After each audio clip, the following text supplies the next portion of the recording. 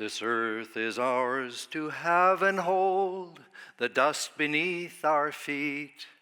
We have these hands to cherish it, to help the hungry eat. And if we treat it as our friend, 10 times it will repay. The sweat, the toil, our good red soil, this earth is ours today. Those lines were penned by my dad, who was a farmer and a writer of hundreds of songs. Back in 1951, Dad posted a sign on our farm.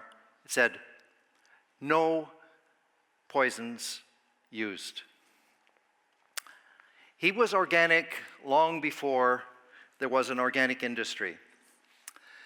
And his spirit of leaving the earth has impacted me and my life and my art until this day. I was raised on Goldstream Berry Paradise. That's me as a little kid. And that's enough for that. I loved solitude. I loved the mountains. I loved the streams that surrounded our farm on Vancouver Island. But, I was shy and an introvert, and I still am, but I've learned how to work with it. I built this log cabin by myself when I was 12. Well, along with my cat, Dizzy. We were very close. One day, my dad took me to the Goldstream Canyon nearby the farm, a place of extreme beauty and peace. And he said, "Arra boy, this is our church. This is our cathedral." It was a paradise of the moment. And 1 year later, Goldstream Berry Paradise was sold. Paradise lost. Dad decided to pursue fame and fortune in Hollywood, in the concrete jungle of Los Angeles, as a songwriter, for which he had great talent. My cat, Dizzy, yowled in the field, left to fend alone. And I was sobbing in the car as our car slowly pulled away from the farm for the last time. This was my first great loss in life, but the farm and the blue-green hills were not forgotten. And 2 years later, my parents separated and our loving home was no more. This was my second great loss in life.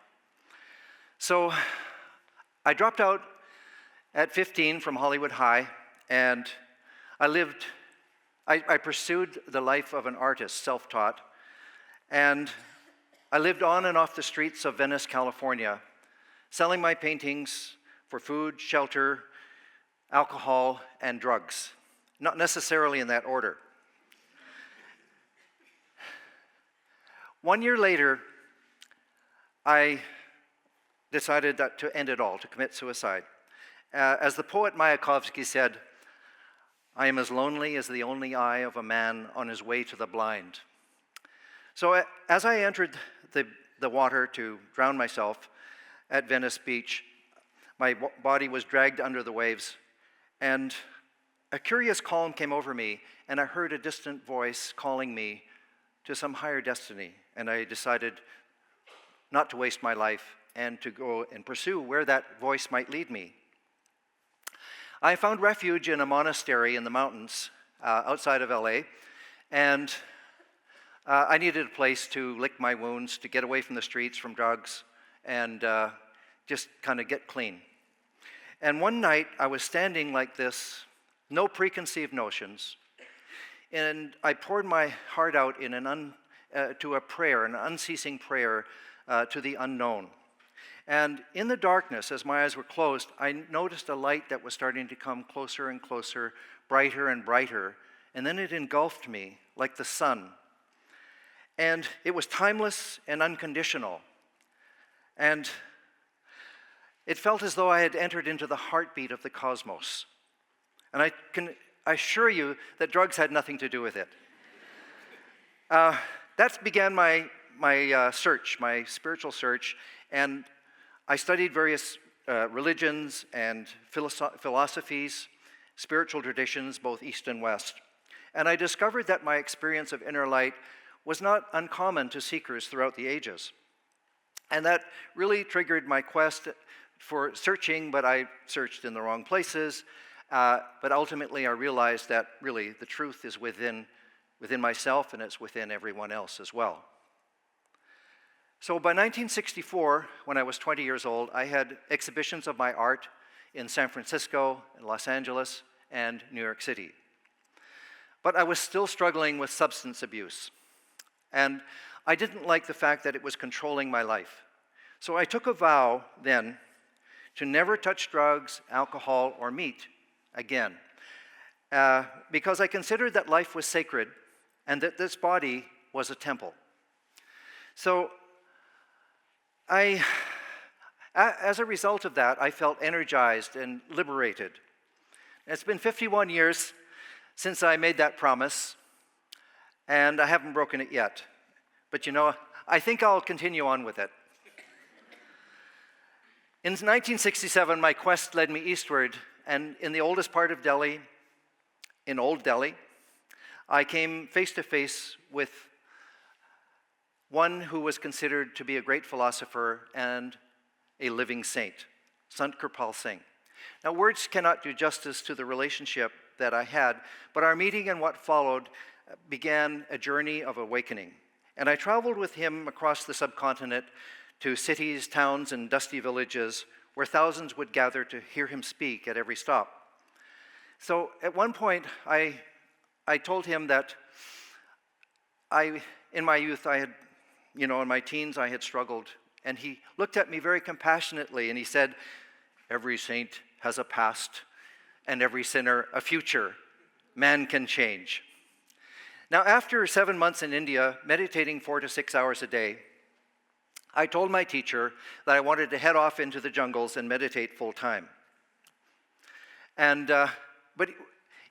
So he looked at me and he completely turned the tables on me, and he said, "Marriage is no bar to spirituality."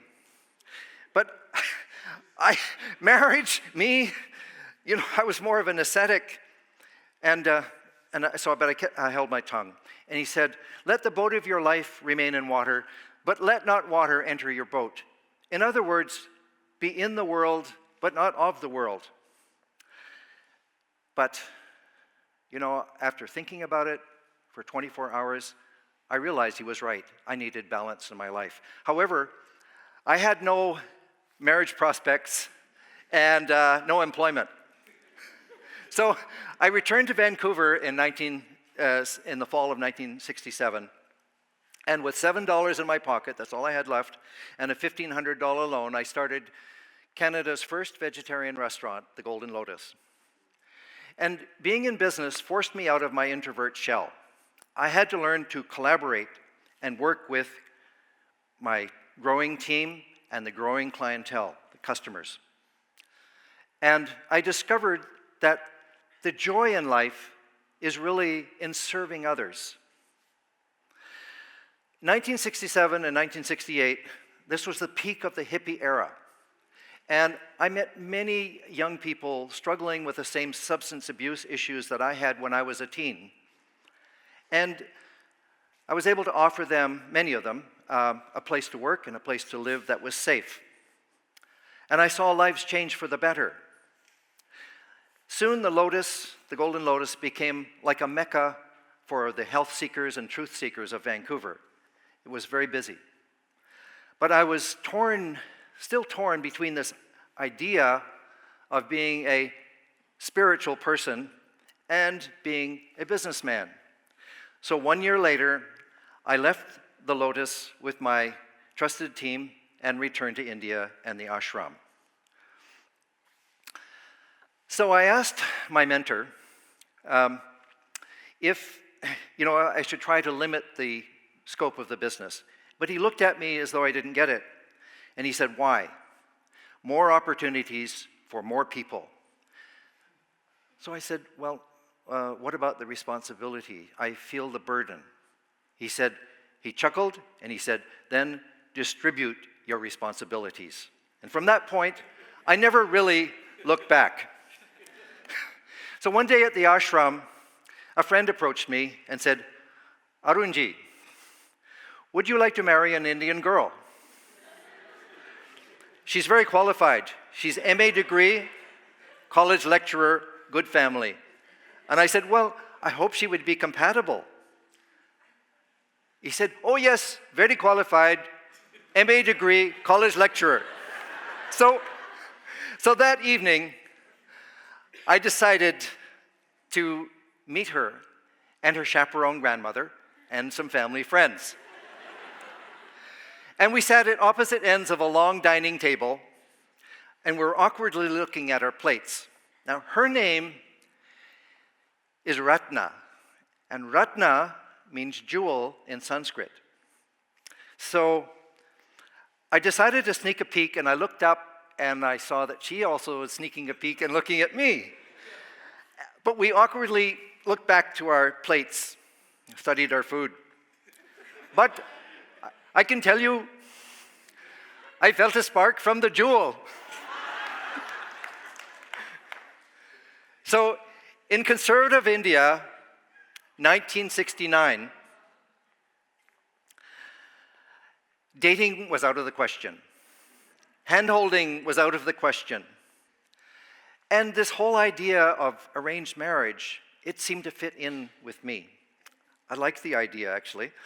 But it's a concept that's totally alien to the Westerner.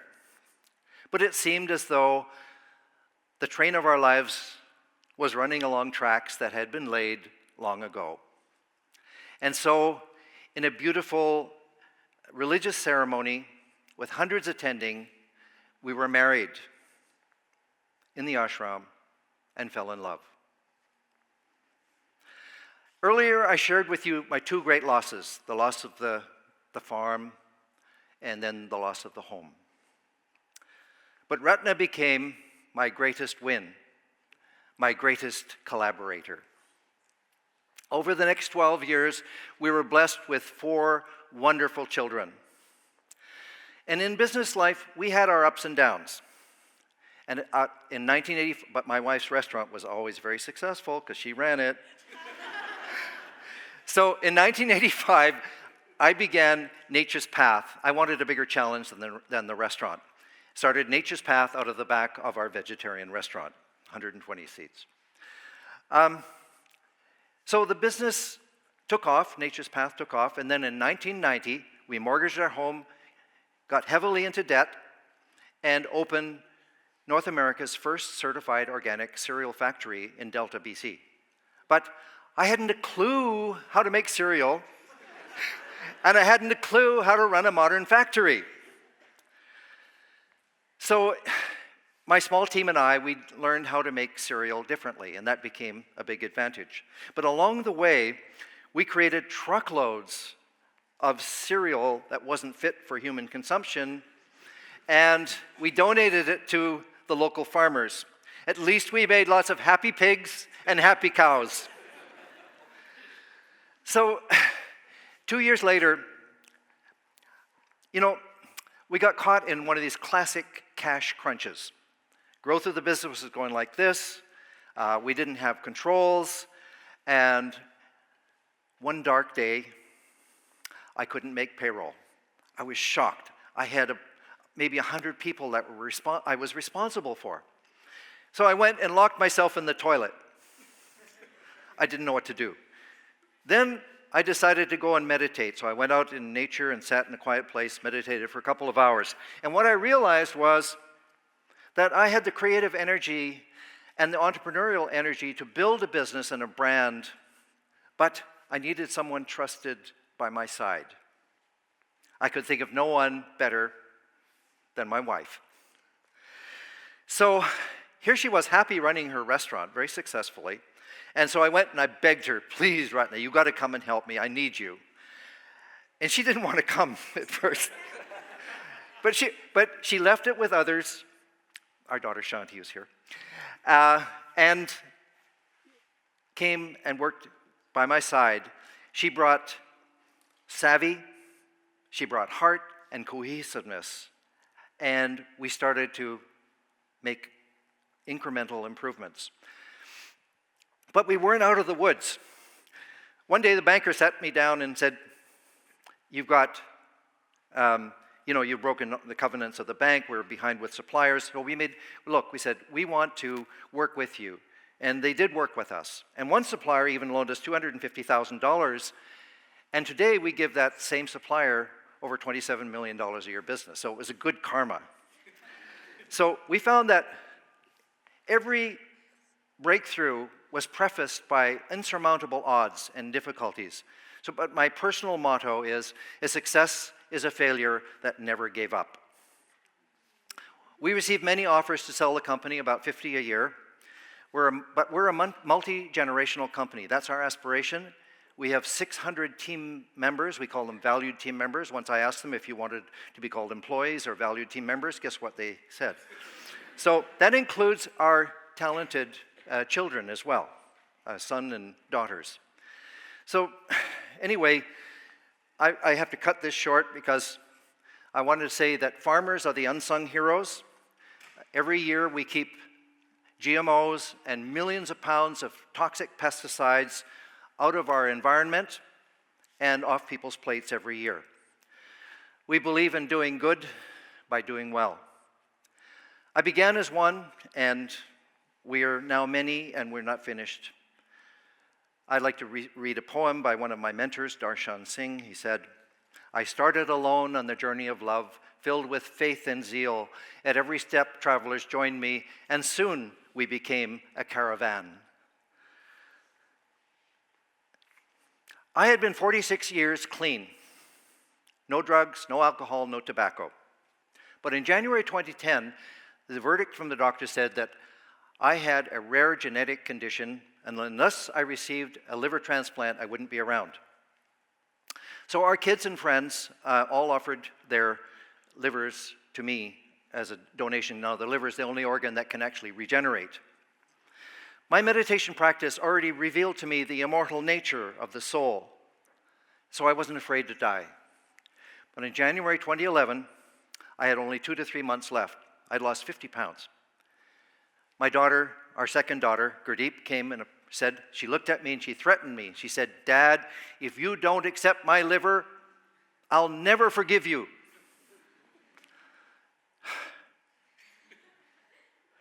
We both cried and hugged, and I accepted her gift of life. I was saved in youth by finding my spiritual path. I was saved in business by my Ratna, and I was saved again, but this time by the love of my daughter. While recovering from the transplant, I took up the paintbrushes again after a 40-year hiatus. And this one is of my mother as a young woman. And I'm happy to say that after a brief separation, my parents reunited for the rest of their long lives. We all forgave and reconciled. Now I'm going to end with this slide. This is one of my paintings. It shows the heat, the wheat, the sun, the harvest. And in the forest in the oval is a tiny figure sitting in meditation. Looks like a Find Waldo. So my meditation practice it's a non-sectarian practice, but it allows me to listen to the music of the soul. I embrace solitude, but escaping my introverted nature, I embrace fully what we can achieve together. And our every choice, food, water, energy, sustainability, peace, love, positively impacts Mother Earth. And how we leave the earth will be our collective legacy. So I humbly ask, let us collaborate together to cherish, to save our earth, our Mother Earth. Collectively, let us leave the earth better than we found her. Thank you.